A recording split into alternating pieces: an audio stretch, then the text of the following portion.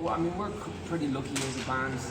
No matter where we go, that we've always had a great crowd. You know, the Script family always make us feel welcome no matter where we go. But what I always remember about the Philippines was that when we first played here, we played the April in Manila.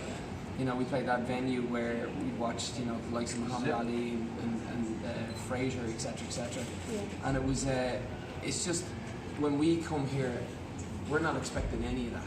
We were just expecting to get off the plane and, you know, maybe play to a few hundred people, but the welcome that we received was unbelievable, considering none of us are from here.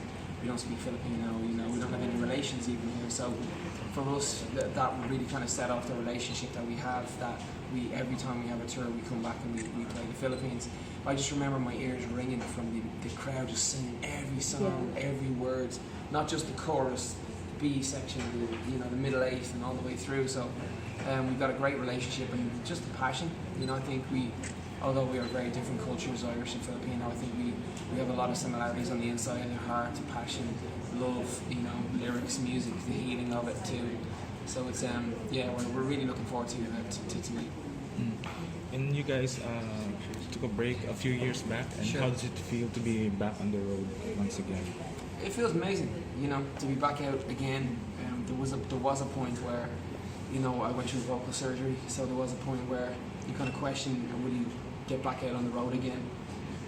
Then we wrote the album, and then there was that moment of, you know, we had 4 albums out, and, you know, are people still, do they still like us? Do they still want us? And then we released the album, and it felt like, because time had passed so long, it kind of felt like the first album again, you know, where you really didn't know whether you were going to chart well or not, you know, but then when it, you know, came out that week, we worked really hard, did a lot of promo, and the album went #1 in the UK and Ireland, you know, just like our first album again. It was amazing, you know. Here we are, like I said, we're on our fourth #1 album, our 5th album, so it seems to be going stronger and bigger and better than ever. You know, we're playing new territories, places we have never been before, so it feels really good. About your vocal surgery, Sure. you had it done twice, right? Yes. Yeah. How did you make songs or make your music while undergoing that? Actually, he was mainly doing a lot of vocals, you know.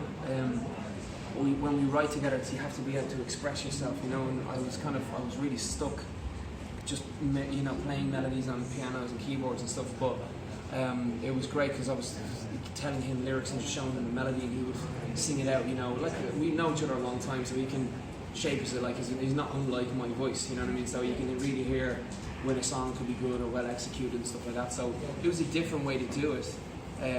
But like I said, I think that contributed to, you're not saying a different sound, but like how unique the record sounds as well, you know, so it was a really cool way to record. That's the beauty of music though. I mean, you have to be able to express yourself regardless of what happens.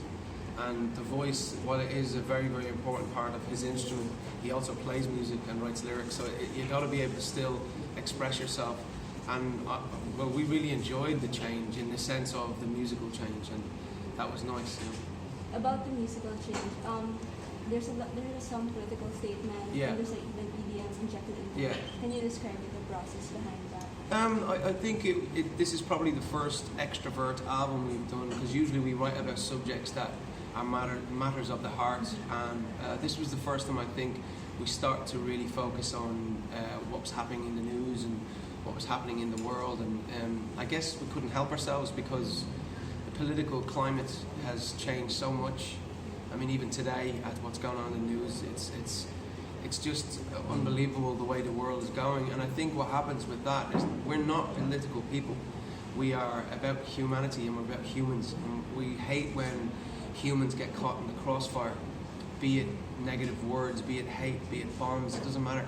People get hurt and we hate that. So we wanted to write songs that sort of helped people and help people express themselves. And if they come in and want to sing those songs with us and feel freedom, that's what the whole idea for us was.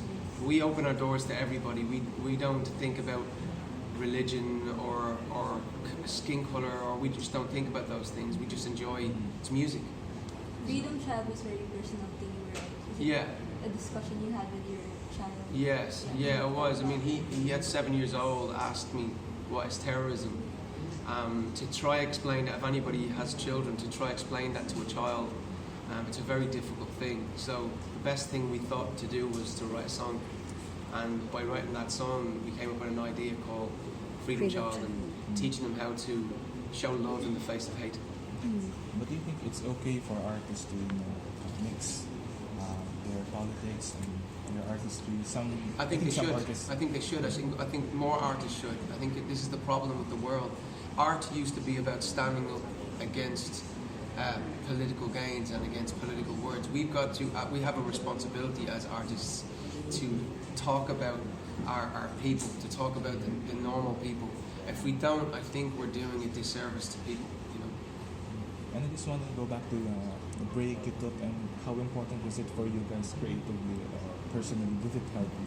I think we needed a break, honestly, after so many years of being on the road and touring and living on buses and planes. We love what we do. We have an amazing life. We get to get up in front of so many people and play these amazing shows, but I think, I don't think we would have taken that break, only that Danny had to have the surgery done on his voice, and I think that I think it gave us a chance to kind of maybe digest what we had done all through the years that we played, because when you're working, it's like you're in a treadmill and you're constantly going and going. Except you're not losing weight. Except you're not losing anybody. No. You know what I mean? No, it's all, you're just gone into the buffet. I think it gave us a chance to actually sit back and realise, how fortunate we had been and the success that we had, and to have time to have some gratitude for that, and really, soak it up and take time out. Whereas when you're constantly busy doing it, you don't have time for that. So that was really nice, and also just to give ourselves time to breathe and live life a little bit. See our family, see our friends. But it wasn't long of doing that we actually started to miss performance. So Our families got sick of us. Yeah. They want us back out on the road Yeah, again. yeah. That's the real reason. Go back on the road. back on the road, you drive me nuts. And it gave us a chance. I suppose the hunger came back then to want to do shows, and I think if you just keep doing shows all the time, it wouldn't be good for your head. You need to have a break as well to let you breathe and soak up some life, so you have something to talk about. So I think the break was really good for us. And now we're ready to go for another 10 years. Where's the band state right now? Or your state of mind? State of mind? I think Jet we're lagged. jet lagged. Yeah. I do think we're like Dan said earlier on, releasing this record. We feel like a new band again in some ways. I think we're all definitely enjoying ourselves more. We appreciate our position more than we've ever appreciated. I think as Glenn was saying, when you do work so much, you lose perspective. Yeah. And when you do lose perspective, it's hard to see what you truly have in front of you. And when you do take a break, it gives you perspective, and you do get that. The reason why you get that hunger back is because the reason why we did this because we love playing music. Exactly. And we love writing music, and I think we have that passion and love. Is stronger now than it's ever been. You never know. Without the break, you could have run into a wall. Yeah. I think, like you said, I think the break is the best thing because it recharges the batteries and sets you on another course for hopefully another 6 albums. And we would have the kind of people that we are. We just want to keep going all the time, and we never stop. So we were kind of forced to stop. So I think the universe was kind of looking after us in that sense, kind of say, let's make these guys stop, otherwise they're going to implode on themselves. So I think it's a good thing ultimately. Yeah. So we just feel really grateful to come back and have everybody show up here tonight wanting to hear us play. It's amazing. And you've been together for a long time now, Yeah. 10 years. Sure. What's And the rest. what's the biggest, I guess, what's one thing that you learned throughout that whole period of time One about thing. music? One about thing. I think yourselves? everything. I think